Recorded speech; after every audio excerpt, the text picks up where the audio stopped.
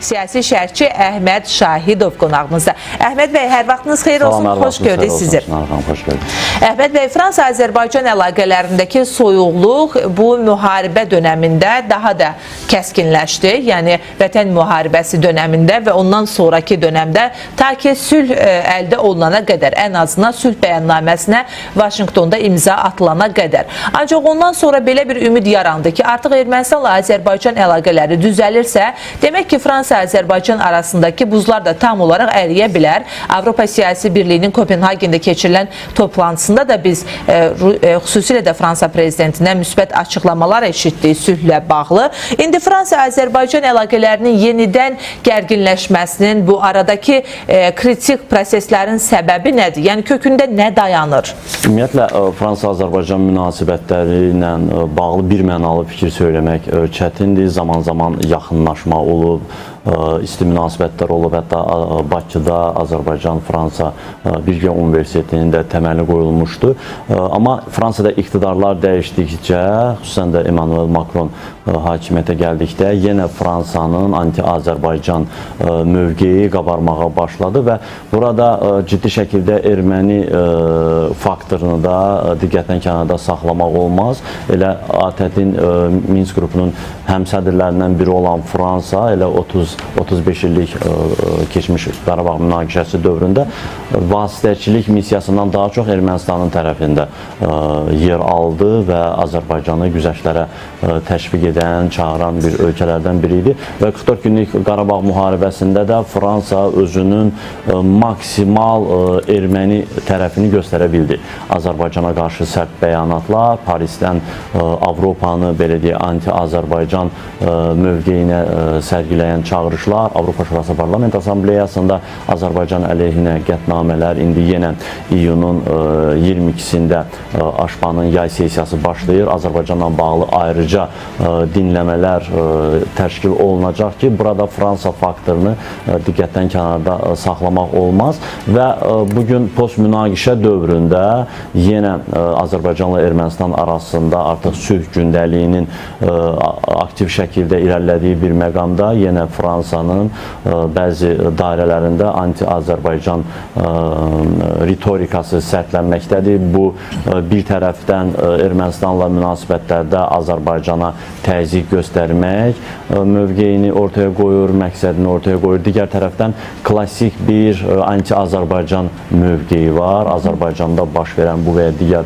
məsələlərlə bağlı Avropada böyük ajotaj yaratmaq, qətnamələr qəbul eləmək və ya Fransada hansısa bir Azərbaycanlı ilə bağlı baş verən kriminal bir məsələni şişirdib siyasi motivli anti-Azərbaycan hadisəsinə çevirmək. Bu klassik bir anti-Azərbaycan modelidir ki, bu Fransanın vasitəçiliyi ilə Avropada və Avropanın ayrı-ayrı institutlarında, siyasi təşkilatlarında yer alır.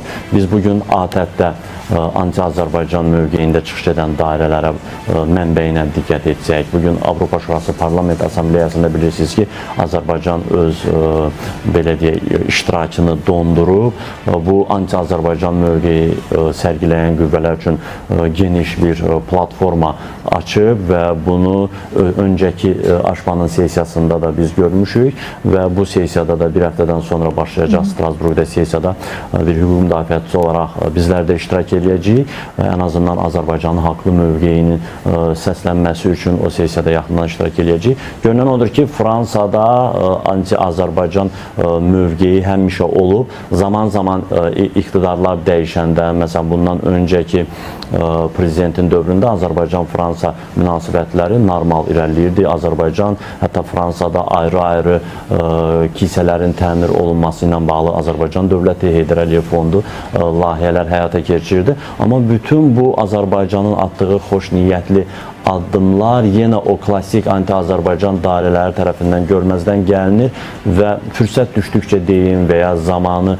yetişdikcə yenə o anti-Azərbaycan mövqeyini açıq şəkildə ortaya qoyurlar.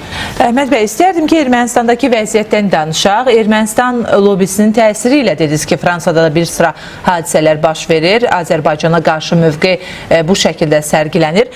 Azərbaycanla Fransa münasibətlərini Ermənistandan kənar artıq həm də təhlil etdiniz. Amma Ermənistan daxilində revanşist meyllər hələ də qalır və Samvel Karapetyan timsalında, Robert Köçəryan timsalında biz hər gün açıqlamaların şahidi oluruq. Az öncə də bir xəbəri təqdim etdik. Samvel Karapetyanın bloku ola bilər ki, parlamentdə təmsil olunsun. Ən azından deyək ki, Paşinyana parlamentdə mane olmaq üçün istədiyi həmin o informasiyaların, qanunların parlamentdən keçməməsi üçün imtina etsələr, o zaman bu Paşinyanın xeyrinə də dəyişə bilər. Vəziyyət, yəni Paşinyanın xeyrinə dəyişə bilər. O zaman sizcə Samvel Karapetyan və onun bloku, eləcə də Robert Köçəryan və onun partiyası bu seçkidə mandatlarını qəbul edib parlamentə girəcəkmi? Ümumiyyətlə, Ermənistanda baş verən son seçki və onun nəticələri onu deməyə əsas verir ki, Nikol Paşinyan və onun partiyası birmənalı şəkildə bu seçkilərin qalibidir. Bu seçkilərlə Nikol Paşinyan öz iqtidarını yenidən legitimləşdirdi, qalib gəldi, amma bir qədər əli qolu bağlıdır. Çünki rəqəmlərə baxsaq, Nikol Paşinyan 49,8% səs çoxluğu ilə qələbə qazanıb. Bu seçicilərin tam yarısı deməkdir. Bu o deməkdir ki, Nikol Paşinyanın irəli sürdüyü, apardığı siyasət nədən ibarətdir? Azərbaycanla sülh razılaşması, Türkiyə ilə normallaşma prosesi, Rusiyadan asılılığı sıfıra endirmək, Avropa İttifaqına inteqrasiya. Bu siyasəti dəstəkləyən insanlar Ermənistan seçiciləri arasında tam 50%-dir, yarısıdır. Digər yarısı müxalif düşərgə və radikallara səs verən toplumdur. Bu nəyə deməyə əsas verir? Nikol Paşinyan, bəli, yenidən qələbə qazandı, parlamentdə səs çoxluğu var, özü müstəqil şəkildə yeni hökuməti formalaşdıracaq. Amma Azərbaycan nöqteyi nəzərindən baxsaq, Azərbaycanın istəyi təkcə Nikol Paşinyanın qələbə qazanması deyildi. Nikol Paşinyanın qələbə qazanması ilə Azərbaycanla Ermənistan arasında sülh müqaviləsinin yekunlaşmasıdır ki, rəsmi Bakının irəli sürdüyü əsas şərtlər Ermənistan konstitusiyasına dəyişikliklərin edilməsidir. Çünki Ermənistan konstitusiyasının preambulasında onun müstəqillik bəyənnaməsinə istinad var. 1989-cu il 1 dekabr tarixli Ermənistan müstəqillik bəyənnaməsində açıq şəkildə Ermənistanın o zamanki Dağlıq Qarabağla birləşməsi ideyası var və 1995-ci ildə qəbul olmuş Ermənistan konstitusiyasında həmin müstəqillik bəyənnaməsinə istinad var. Yəni rəsmi Bakı da haqlı olaraq tələb eləyir ki, əgər biz sülh müqaviləsi imzalayacaqsa, sizin əsas qanununuzda, konstitusiyanızda Azərbaycana ərazi iddialarını özündə əks etdirən heç bir element qalmamalıdır və bu referendumun keçirilməsi bizim gündəliyimizdə olan məsələdir, bizim marağımızda olan məsələdir ki, bu referendumun keçirilməsi bir qədər çətin bir belə deyək, perspektivdən görünür. Çünki Nikol Paşinyanın qələbə qazanması hələ erməni cəmiyyətində tam olaraq onun Azərbaycanla sülh müqaviləsi imzalanmasına səs verəcək böyük çoxluğun olması demək deyil. Nikol Paşinyan sadəcə seçicilərin yarısının səsini qazandı, amma referendum keçirilsə yenidən böyük səs çoxluğu ilə erməni cəmiyyəti Azərbaycanla normallaşma, sülh müqaviləsi imzalanması üçün referendumun dəyişdirilməsinə səs verəcəkmi? Bu sual altındadır və düşünürəm ki, bu Azərbaycanla Ermənistan arasında sülh müqaviləsini bir qədər uzada bilər 2027-ci ilə qədər və bugün Rusiya faktorunda diqqətdən kənarda saxlamaq olmaz. Az öncə süjetdə də bildirildi ki, Rusiya hələ də Ermənistandakı seçkilərin nəticələri ilə bağlı qalib tərəfi təbrik eləməyə tələsmir. Bugün artıq Rusiyanın əsas hədəfi Nikol Paşinyanı hakimiyyətdən devirmək deyil. Nikol Paşinyan artıq qələbə qazandı. Bugün seçki öncəsi Ermənistanda vəziyyəti bir qədər dəyişmək, belə deyək, hibrid destabilizasiya mühiti formalaşdırmaqdır. Rusiya üçün əsas məqsəd. Bugün Ermənistanda 2 Rus hərbi bazası var. Zaman-zaman qeyri-rəsmi mənbələrdə bildirilir ki, onlar hansısa hərbi çevriliş edə bilər. Bu hələ ki, Rusiyanın, belə deyək, bəlkə də CD planıdır. Əsas plan seçki öncəsi mühiti dəyişməkdir.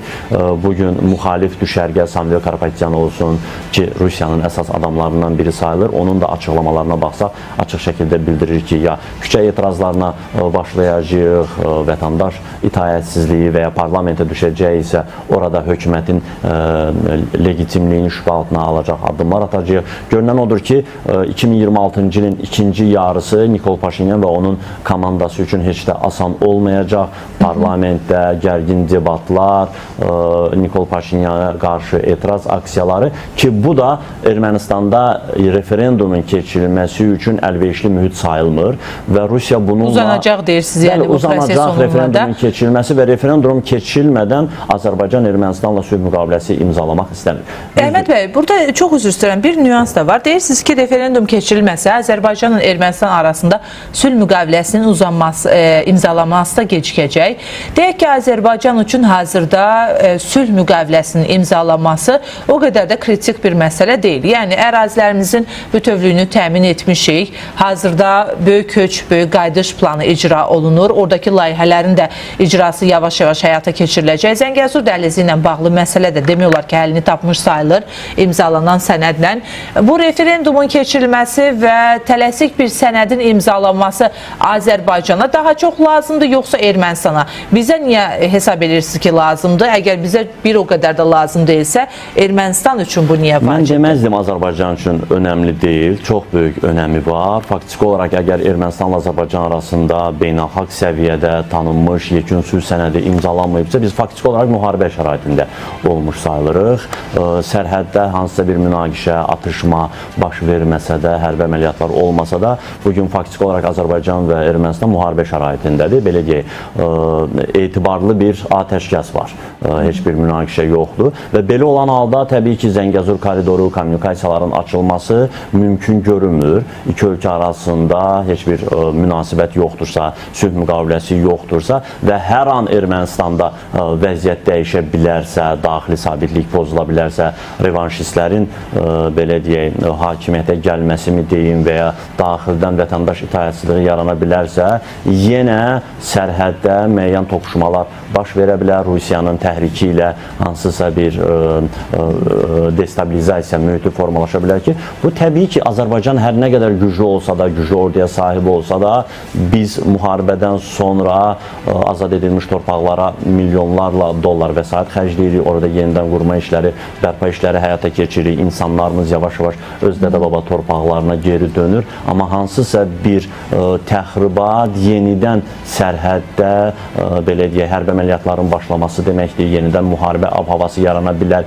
yenidən o köç prosesi ləngiyə bilər və daha böyük düşünsək, Azərbaycan bugün Çindən başlayıb Xəzər dənizi bölgəsindən, öz ərazisindən keçərək Zəngəzur koridoru dediyimiz Tramp marşrutu ilə dünyaya açılmağı və buradan milyardlarla dollar vəsait əldə eləməyi planlayırsa, təbii ki, Ermənistanla bu sülh müqaviləsinin imzalanması bizim üçün həyati əhəmiyyət daşıyır. Elə Ermənistanın özü üçün də həyati əhəmiyyət daşıyır. Burada bəzən bildirirlər ki, konstitusiyaya dəyişiklik olmadan da Azərbaycan sülh sənədi imzalaya bilər. Əslində Nikol Paşinyan bugün də o sənədi imzalamağa hazırdır, amma bu sənəd Azərbaycan dövləti ilə Ermənistan dövləti arasında imzalanmış bir sənəd olmayacaq. Bu sadəcə Nikol Paşinyan iqtidarı ilə imzalanmış bir sənəd olacaq. Hərçənd ki, bugün Vaşinqtonda da, Brüsseldə də bildirilir ki, gəlin Azərbaycanla Ermənistan arasında sənəd imzalayaq, növbəti illərdə konstitusiyaya dəyişikliyə baxa bilərik. Amma hüquqi nöqteyi nəzərdən Bakı öz əlini sağlam tutmağa çalışır. Çünki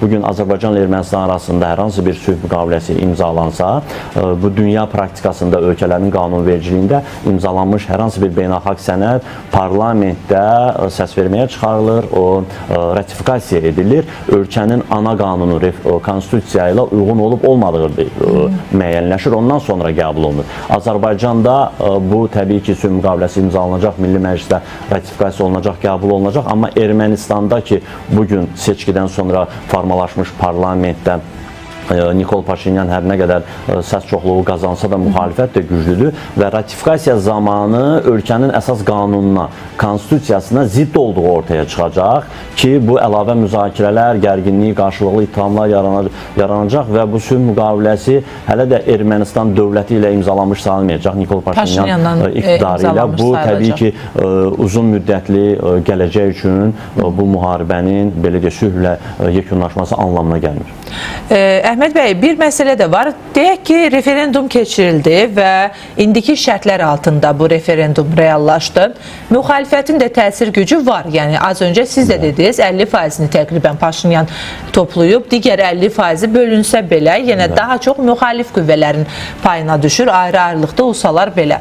Sizin fikrinizcə referendum keçirilsə, xalq bu dəfə həmin o məsələyə səs verəcəkmi ki, yəni Konstitusiyadan Azərbaycana dair ərazi iddiaları götürülsün? Düzdür, Konstitusiya dəyişikliyində həm də Ermənistan vətəndaşlarının maraqlarına uyğun olan bir sıra bəndlərin yer alacağı indidən deyilir. Hələ ki, ictimai müzakirəyə çıxarılmayıb. 2 dəqiqə zamanımız qalıb bu zaman kəsiyində. Biz seçkinin nəticələrinə baxsaq, bugün o 50% Nikol Paşinyan qazanıb, digər 50%-i Samvel Karapetyan, Robert Koçaryan. Bizim üçün onun fərqi yoxdur. Əsas digər 50% revanşist, radikal, Rusiya meyilli, intiqamçı dairələrdir. Biz referendum nöqteyi nəzərindən baxsaq, təbii ki, bugünkü şərtlərlə referendum keçirilsə, bu deməkdir ki, Nikol Paşinyanın dəstəklədiyi həmin qüvvə Azərbaycanla sülh imzalanmasına və o konstitusiya dəyişiklikdə o anti-Azərbaycan preambulasının çıxarılmasına 50% səs verəcək. Yəni, bu böyük səs çoxluğu deyil. Yəni, bugünkü şərtlərdə Nikol Paşinyan özü belə ehtiyat edir ki,